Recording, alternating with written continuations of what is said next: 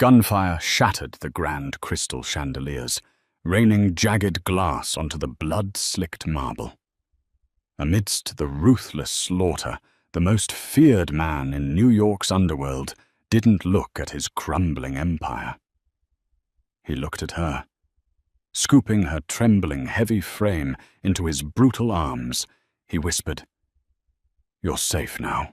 Penelope Gallagher was a woman who took up space in a world that demanded she shrink. At 26, she wore a size 20 Maid's uniform that clung stubbornly to her broad hips, thick waist, and heavy thighs. In the sprawling, opulent halls of the Rossi estate, a fortified 40-acre compound nestled deep in the Hudson Valley, Penny was painfully aware of her sheer mass. The women who frequented this house were sleek, dangerous creatures, Mafia wives and mistresses who looked like they were carved from marble and starved of oxygen. Penny, by contrast, felt like a soft, heavy storm cloud drifting through their sharp-edged world. She was fat. It was a simple, undeniable fact, one that she had spent her entire life apologizing for. She learned early on that to survive in rooms where she was the largest person, she had to become the quietest. She became invisible, and invisibility was an incredibly useful survival trait when you worked for Gideon Rossi. Gideon was the head of the Rossi Syndicate.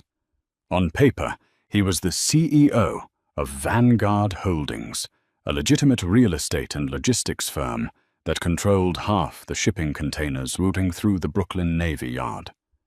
In reality, he was a ruthless architect of organized crime, a man who had ascended to power, leaving a trail of bodies and broken families in his wake. He was 32, tall, heavily muscled, and possessed a chilling, predatory stillness. His eyes were the color of slate, and they missed absolutely nothing. To Penny, he was a terrifying phantom. She scrubbed his baseboards, polished the imported Italian mahogany of his desk, and tried desperately to stay out of his way. Whenever he was in the room, her anxiety spiked. She felt massive, clumsy, and completely out of place. Her thighs chafed under the cheap polyester of her uniform. Her heavy breasts strained against the buttons of her blouse, and she was always terrified that her sheer bulk offended him. One rainy Tuesday afternoon, that fear nearly paralyzed her. Penny was in Gideon's private study, dusting the bookshelves, assuming he was in Manhattan for a commission meeting. She was reaching for a high shelf, her thick calves flexing, when her wide hip caught the edge of a side table. A priceless antique crystal decanter teetered and fell, shattering against the hardwood floor with a deafening crash. Penny froze, the blood draining from her round face. "Don't move!" The voice was a low, gravelly command that sent a violent shiver down her spine. Gideon stepped out of the shadows of the adjoining private lounge. He was wearing a tailored charcoal suit, his tie discarded, top buttons undone, revealing the edge of a dark, sprawling tattoo on his chest. Penny's breath hitched. "Mr. Rossi, I am so sorry. I'll pay for it, I swear. You can take it out of my wages." "I said, don't move, Penelope," he repeated, his tone devoid of anger, yet heavy with an unreadable intensity. He didn't call for the other staff. He didn't yell. Instead, the ruthless crime boss walked across the room, uncaring as his handmade leather shoes crunched over the shattered glass. He stopped mere inches from her. Penny squeezed her eyes shut, instinctively trying to pull her heavy arms around her thick waist, trying to make herself smaller. She waited for the disgust, the reprimand about her clumsy size. Instead, Gideon reached out. His large, calloused hand, a hand rumored to have strangled a rival boss to death, gently gripped her soft, fleshy forearm. The contrast between his iron-hard grip and her plush skin was jarring. He guided her carefully around the dangerous shards of glass. "Did you cut yourself?" he asked, his voice dropping to a near whisper. No, sir," Penny stammered, staring at the floor, her cheeks burning crimson. She was acutely aware of how her soft stomach pressed against the fabric of her apron, right in his line of sight. "Good," Gideon murmured. He didn't let go of her arm immediately. His thumb brushed over the soft curve of her inner wrist. He looked at her, really looked at her, his dark eyes tracing the frantic pulse at her throat, the flushed fullness of her cheeks, the heavy, natural curves of her body. There was no disgust in his gaze. There was a dark, possessive hunger that Penny was too terrified and too insecure to recognize. "Leave the glass. I'll have someone else clear it." He turned and walked away, leaving Penny trembling, her heart hammering against her ribs like a trapped bird. She assumed it was a warning, a silent threat to stay out of his way. She didn't know that Gideon Rossi had spent the last 6 months watching her. In a world full of fake, skeletal women who would betray him for $1, Gideon found himself obsessed with the quiet, curvy Maid, who blushed when she thought no one was looking. He craved her softness. He wanted to bury himself in her warmth. But a Mafia boss doesn't get to have soft things. Soft things get destroyed. That reality came crashing down 3 days later. Penny was in the basement laundry room, the rhythmic thumping of the massive industrial washing machines masking the sound of her footsteps. She was hauling a heavy basket of linens when she heard voices filtering through the ventilation shaft from the underground parking garage. It was Leo Castiglione, Gideon's ruthless underboss. "The security feeds will be cut at exactly 10 p.m. during the charity gala," Leo's voice echoed, distorted but recognizable. "Aegis Global Security won't even get the alert. The Marino brothers will come up through the service elevator. We take Gideon out before he even makes it to the podium to speak. Clean and quiet." Penny clamped a hand over her mouth, dropping the laundry basket. The heavy thud was masked by the washing machines, but her heart nearly stopped. "And the staff?" another voice asked. "Collateral," Leo replied coldly. "Leave no witnesses. I want the estate sanitized." Penny backed away, her heavy body trembling violently. A coup. Leo was betraying Gideon, selling him out to the Marino family. She was just a fat, invisible maid. She had no power, no connections. If she tried to warn Gideon, Leo's men would likely intercept her and kill her on the spot. For 2 days, Penny lived in a state of paralyzing terror. She tried to find a moment to speak to Gideon, but the estate was suddenly swarming with Leo's men, prepping for the massive charity gala. Every time she got near Gideon's office, one of the guards would glare at her, effectively blocking her path. She was trapped in a gilded calm that was about to turn into a slaughterhouse. The night of the Vanguard Holdings charity gala arrived with a suffocating tension. The ground floor of the Rossi estate had been transformed into a breathtaking venue, dripping in wealth. Billionaires, corrupt politicians, and high-ranking syndicate members mingled under the glow of 3-tiered crystal chandeliers. Penny was assigned to the catering staff, relegated to carrying heavy silver trays of champagne through the crowd. The physical toll of the night was brutal. Her feet ached, her thick thighs chafed painfully with every step, and sweat beaded on her forehead under the suffocating heat of the crowded ballroom. She kept checking her watch. 9:45 p.m. Panic clawed at her throat. She searched the sea of custom tuxedos and designer gowns for Gideon, but he was surrounded by a wall of people, shaking hands with a state senator. Leo stood just a few feet behind him, a sickening, predatory smile on his face. 9:52 p.m. Penny couldn't take it anymore. She shoved her silver tray onto a passing busboy's cart, ignoring his hissed protest. She had to do something. She began to push her way through the crowd, excusing herself, using her broad shoulders and heavy frame to part the sea of irritated elites. 9:58 p.m. She was 10 feet away from Gideon. He caught her eye over the shoulder of the senator. For a fraction of a second, the cold, diplomatic mask he wore slipped, replaced by a look of intense, focused confusion as he registered her panicked expression. Penny opened her mouth to scream a warning. 10 p.m. The estate plunged into absolute darkness. The music died instantly. A collective gasp rose from the crowd, followed by nervous laughter that assumed it was a theatrical part of the event. But Penny knew better. "Gideon!"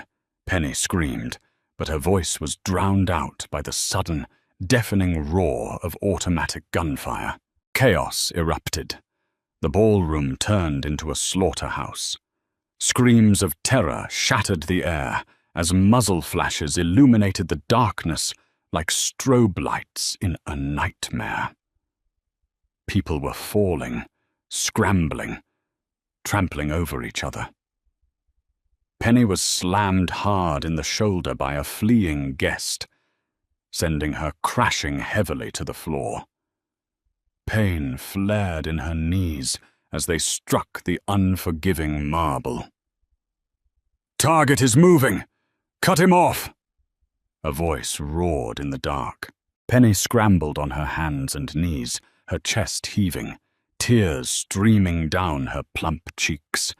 She crawled blindly, feeling the sticky warmth of blood pooling on the floor beneath her palms. She needed to hide. She dragged her heavy body behind the massive, velvet-draped catering tables near the service doors. The emergency backup lights flickered on, casting a sickly, dim yellow glow over the carnage. The ballroom was a war zone. Men in tactical gear were executing anyone who moved.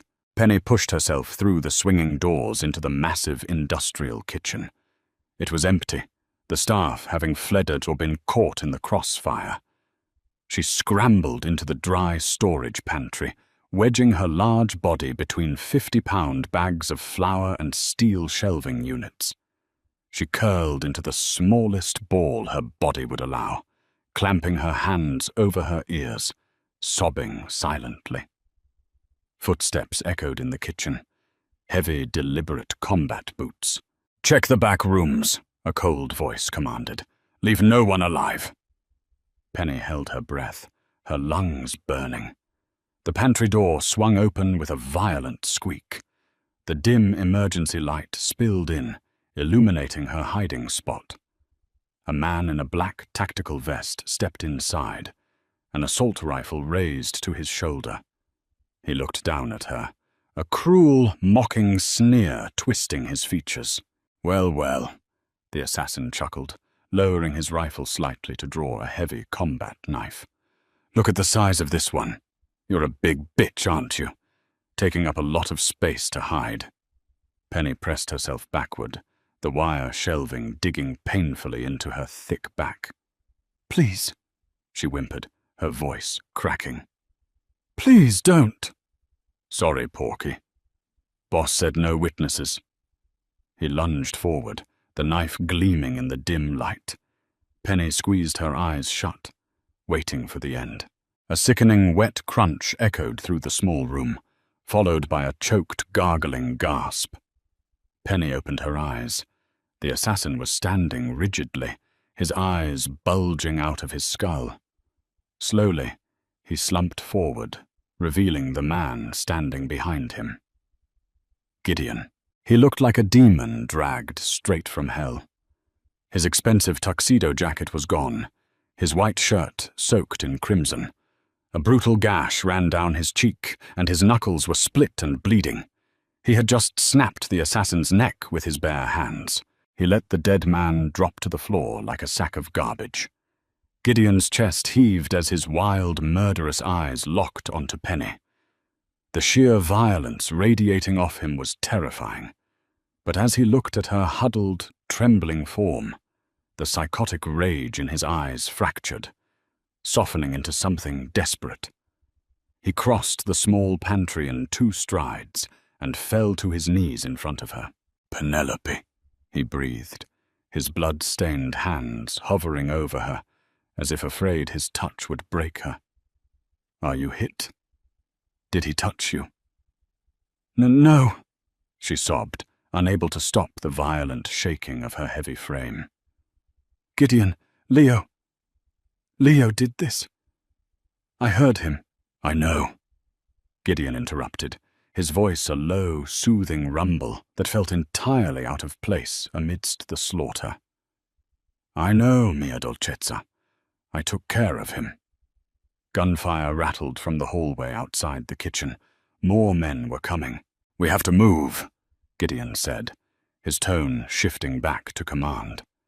He reached down, slipping one massive arm under her knees and the other around her thick waist. "No, wait," Penny gasped, trying to push him away. "I'm too heavy. You can't carry me. I'll slow you down. Just leave me." "Shut the fuck up," Gideon growled fiercely, though there was no heat in it, only absolute resolve. With a surge of raw, adrenaline-fueled power, he hoisted her into his arms. Penny gasped as her feet left the ground. For the first time in her life, her weight felt inconsequential. Gideon held her tight against his broad, solid chest, his muscles straining but refusing to yield. Her soft, heavy thighs rested securely over his arm, her plush stomach pressed intimately against his hard torso. He kicked the pantry door open, stepping over the corpse of the assassin. As bullets chewed through the plaster walls behind them, Gideon held her tightly, burying his bloodied face into the crook of her neck. He inhaled her scent, vanilla and panic, letting it ground him amidst the chaos.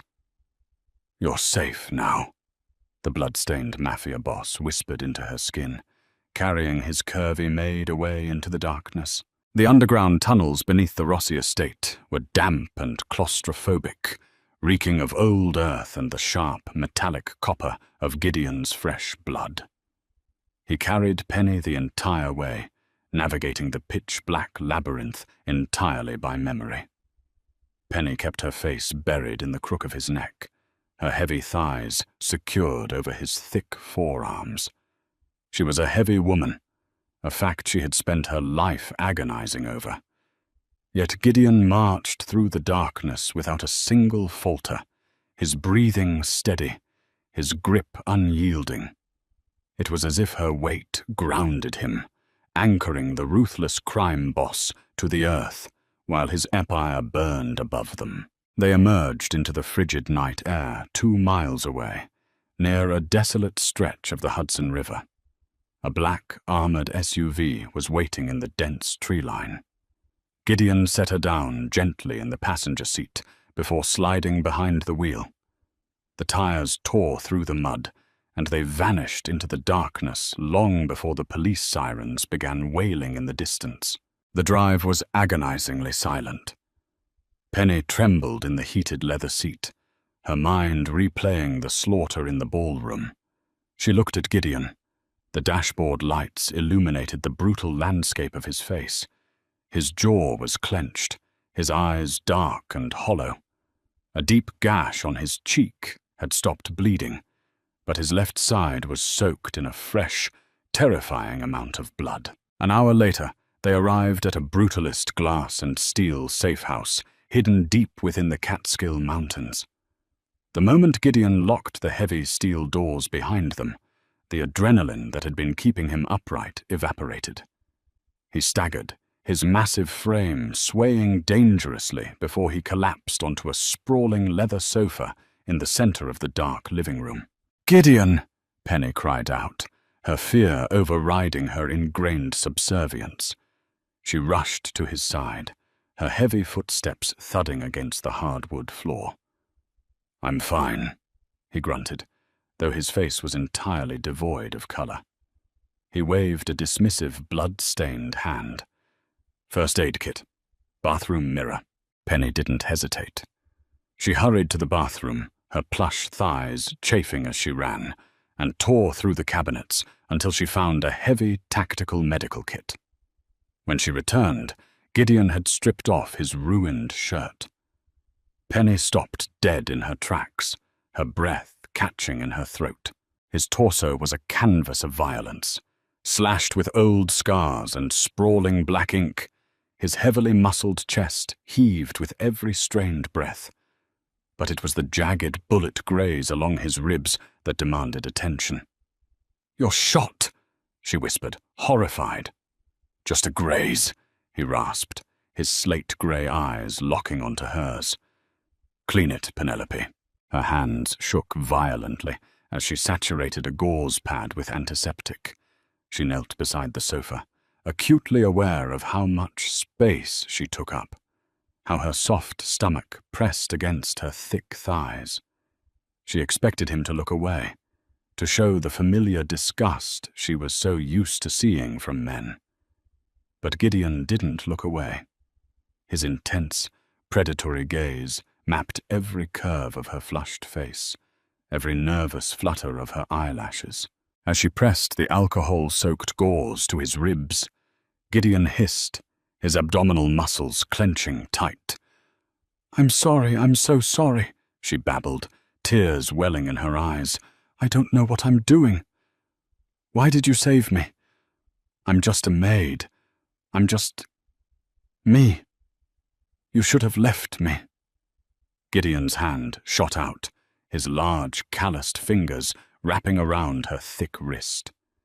He stopped her frantic movements, forcing her to look at him. The sheer intensity in his eyes was paralyzing. "Do not ever say that," he commanded, his voice a low, gravelly vibration that sent a shock wave through her chest. "Do you think you're invisible, Penelope? Do you think I haven't noticed you?" Penny swallowed hard, a tear slipping down her plump cheek. "I try to be. I know I don't fit in your world. I'm too big. I'm too clumsy." "You are exactly what I want," Gideon interrupted, pulling her wrist so she was forced to lean closer to him. The scent of gunpowder, blood, and expensive cologne wrapped around her like a blanket. "My world is full of starving, hollow women who would slit my throat for a diamond necklace. They are cold. They are fake. But you—" He reached up with his free hand, his knuckles brushing against the soft, heavy curve of her cheek. "You are real. You are soft and warm and alive. I've spent the last 6 months finding excuses just to watch you walk down a hallway." Penny's heart hammered against her ribs. You watched me." "I bought the Vanguard cleaning contract, specifically to bring you into my house," he confessed, a dark, possessive smirk playing on his lips. "I saw you at a diner in Queens a year ago. A man was harassing you about your size. You poured hot coffee in his lap and walked out. I decided right then you were mine. The Maid uniform was just a way to keep you close until I eliminated the threats in my syndicate." Penny was entirely speechless. The most dangerous man in New York had orchestrated her entire employment just to be near her. He didn't see her as a fat, invisible girl. He saw her as an obsession. "You're insane," she breathed. "I am a monster," he corrected softly, his thumb tracing her lower lip. "But I am your monster, and no one will ever hurt you." Before Penny could process the magnitude of his confession, a shrill, piercing alarm shattered the silence of the safe house. Gideon's romantic softness vanished in a fraction of a second, replaced by the chilling aura of a seasoned killer. He shoved himself off the sofa, ignoring his bleeding ribs, and pulled a heavy Glock 19 from the waistband of his trousers. "Proximity sensors," Gideon barked, moving toward the digital security panel on the wall. He tapped a screen, revealing the infrared cameras outside. 5 heavily armed men were advancing through the snow toward the glass front of the house. Leading them was Leo Castiglione. "He's alive!" Penny gasped, pure terror turning her blood to ice. "Gideon, you said you took care of him." "I put 2 bullets in his chest," Gideon snarled, racking the slide of his pistol. "He must have been wearing level 4 plates, and he tracked us." Gideon's eyes snapped to Penny's uniform. He crossed the room, grabbed the collar of her cheap polyester dress, and violently ripped the fabric down her shoulder.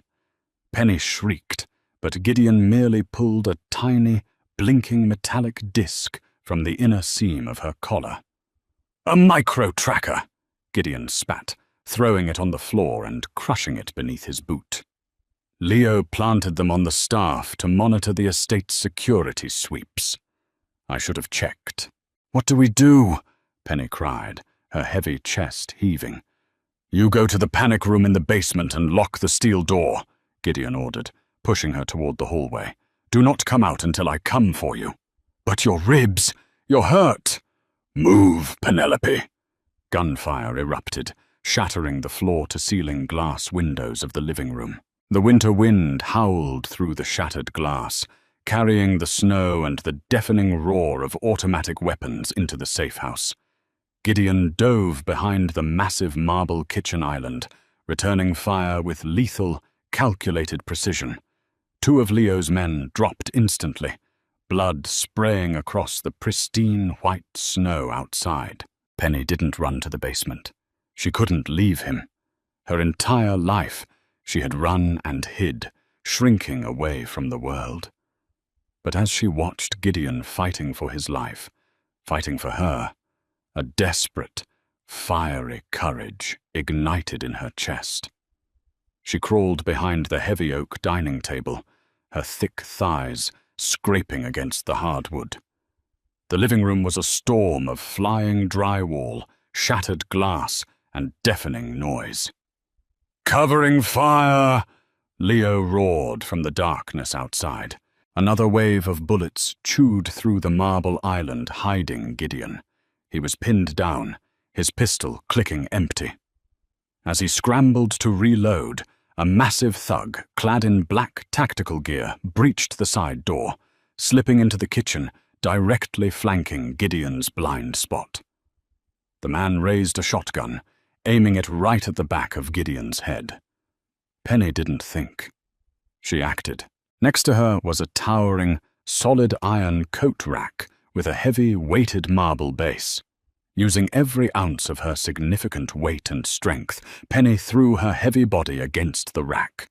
The heavy iron structure tipped, crashing down with devastating force directly onto the thug's skull just as he pulled the trigger. The shotgun blasted harmlessly into the ceiling as the man collapsed under the crushing weight of the iron and marble, out cold. Gideon whipped around, his fresh magazine loaded, only to see the unconscious assassin and Penny standing over him, her chest heaving, her plush face pale with shock. "I told you to hide!" Gideon roared, though his eyes blazed with a mixture of shock and dark pride. Before he could say another word, Leo stepped through the shattered front windows. He was bleeding from his shoulder, his eyes wild with desperate fury. He raised his assault rifle, aiming directly at Penny's broad chest. "Say goodbye to the fat bitch, Rossi!" Leo screamed. Gideon didn't hesitate. He didn't flinch. He simply stepped perfectly into the line of fire, shielding Penny's heavy frame entirely with his own back, and fired his Glock 3 times in rapid succession. Bang! Bang! Bang! The bullets struck Leo in a tight cluster, directly between his eyes. The traitorous underboss stood frozen for a microscopic second before collapsing backward into the snow, dead before he hit the ground. Silence descended on the ruined safe house, broken only by the howling winter wind and the ragged breathing of the 2 survivors. Gideon slowly turned around. He looked at Penny, dropping his gun onto the ruined floor.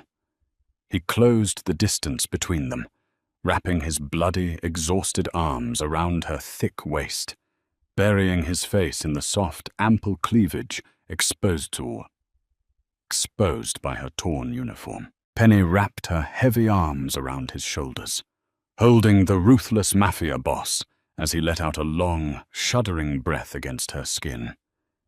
"You saved my life," he murmured into her flesh, his voice thick with emotion. "You saved mine first," she whispered, stroking his dark hair. 1 month later, the Vanguard Holdings boardroom was eerily silent. The remaining capos and lieutenants of the Rossi syndicate sat rigidly in their expensive leather chairs, their eyes fixed on the head of the table. Gideon Rossi sat in his usual spot, looking more terrifying and powerful than ever. But he was not alone. Seated directly beside him, in a custom-tailored velvet dress that hugged her broad hips and accentuated her heavy, gorgeous curves, was Penelope. She wore a diamond collar that cost more than most men in the room made in a decade. She no longer tried to shrink. She sat tall, her plush features set in an expression of calm, regal authority. "There are new rules," Gideon said, his gravelly voice cutting through the tension. He reached out, his large hand resting possessively on Penny's thick thigh. "My Donna will oversee the logistics divisions. You will speak to her with the exact same respect you speak to me. If anyone has a problem with her, or her presence—" Gideon's slate eyes swept the room, daring them to challenge her. "You will join Leo at the bottom of the Hudson." The men nodded hastily, murmuring their absolute allegiance. Penny looked at Gideon, a soft, confident smile touching her lips. He squeezed her thigh, his eyes burning with that same obsessive, protective hunger. She was no longer the invisible, fat maid hiding in the shadows. She was the queen of the underworld, safe, cherished, and entirely visible in the arms of the most dangerous man in New York. If you were captivated by Gideon and Penny's thrilling, blood-soaked love story, don't keep it to yourself. Smash that like button, subscribe to our channel for more intense, curve-loving Mafia romances, and hit the notification bell so you never miss a new upload. What did you think of Penny saving Gideon's life? Drop a comment down below and let us know your favorite twist. Share this video with a friend who loves fierce heroines and protective bosses.